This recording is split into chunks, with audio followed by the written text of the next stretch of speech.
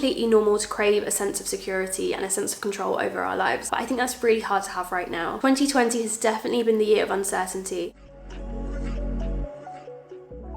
There's very little in our lives that we can be certain of. I've been unemployed now for 8 months because of the pandemic. I'm definitely somebody who likes to have set plans and likes a sense of control, and I've really had to learn how to let that go this year. Fear and uncertainty can leave you feeling stressed and anxious, so I do think it's really important learning how to deal with it, and today I'm going to be sharing my tips on how I've dealt with uncertainty.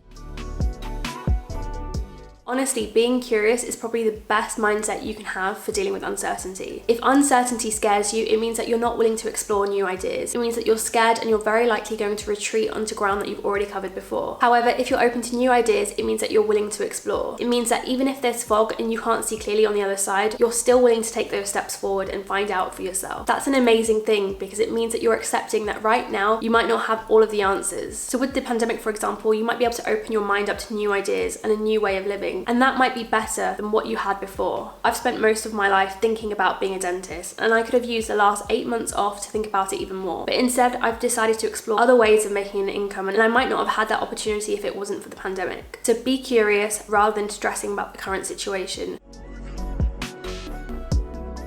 I think the biggest thing with uncertainty is losing your sense of control and your sense of power. There are definitely a lot of things that aren't under our control. There's also so many things that are, and that's something you can take advantage of. So something that has really helped me during lockdown is making to-do lists every single day of even the smallest of tasks that I have control over. So for example, getting ready in the morning, reading a book, doing a 10-minute workout, making lunch or breakfast. I do these things every single day, but by making that list, it shows me what I have control over. And by being able to tick them off, it also gives me that sense of accomplishment with my day.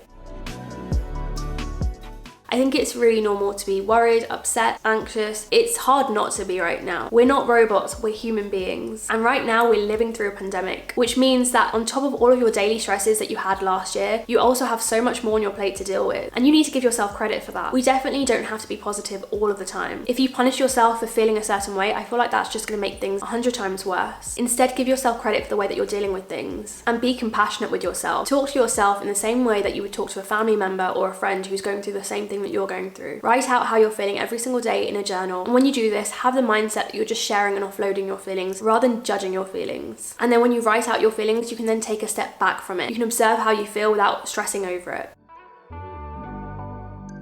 Differentiate between what's a concern and a worry. In Dale Carnegie's book, How to Stop Worrying and Start Living, he explains the difference between the two. So a concern is when you realize there's a problem and you take steps to calmly deal with it. A worry, on the other hand, is when you go in futile circles and you go through that whole spiral of what ifs. In that book, it explains that in order to deal with a worry, you basically have to look at what the worst possible outcome is. Mentally accept that worst outcome and then calmly proceed on trying to improve that worst case scenario with a solution. Benefit of doing this is that you're only thinking about that one scenario. You're not going through endless cycles of what ifs and thinking about multiple outcomes and how you can solve all of them. You're mentally accepting that worst case scenario while still trying to improve on it. It should help you realize that that worst case scenario isn't as bad as you think, and you'll always be able to improve on it. You'll have your contingency plans in place should you need it, but you're not going to be going through endless cycles of worry over it.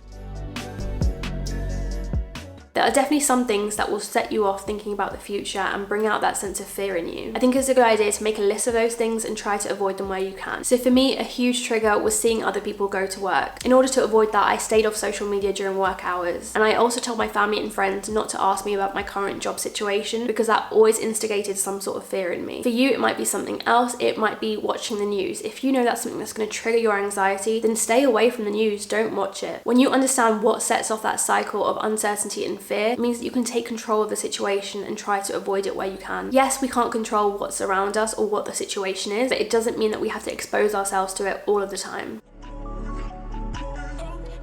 So in the same way that you've made a list of all of your triggers, also make a list of all the resources you have to overcome it. Build a library of things that bring you comfort. So for example, this might be a set of quotes, it might be some TED Talks, it might be a family member to call, it might be a blanket, a hot water bottle, it might be a fun activity like drawing or dancing. Make a list of those things, and then whenever you feel anxious or uncertain, refer to that list and choose one item that you can start on there and then. This is basically your security blanket. It's your set of resources that you have to access anytime you need it.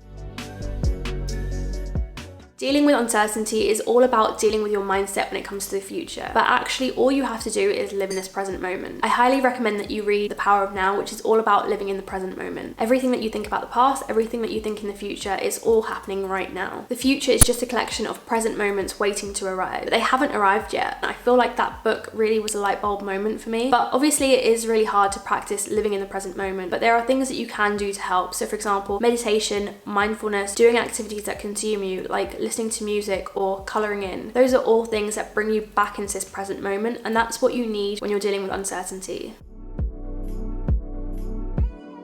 Every single day before you go to bed, pick 3 things that you're grateful for and try to pick one thing that was unexpected. So for example, I'm grateful for hearing a song that I'd never heard before. By doing this, you learn to appreciate the unexpected, the things that you hadn't planned that day. Yes, uncertainty is all around us and no one knows what's happening in even the next 5 minutes, but that doesn't have to be a bad thing. Some of the most beautiful moments in life came from uncertainty, came from not knowing. You didn't know when you were going to meet your partner or your best friend, it just happened. So try to love uncertainty as if it's a book that you absolutely love and you can't wait to turn the page every day to find out what happens next. You're finding the answers as you go along. This year has definitely been one of my hardest, but it's also been one of my best. And that paradox only exists because I've learned to deal with uncertainty. And I really hope that you can too. Yes, we are living in hard times and it does mean that we have to adapt, but that doesn't have to be a negative thing. There can be beauty in the unexpected and it's about learning to deal with that whilst also still having that sense of security as well. And I definitely think that's achievable. Comment down below if you've got any other tips for dealing with uncertainty or that fear of the future, and I'll see you guys in my next video.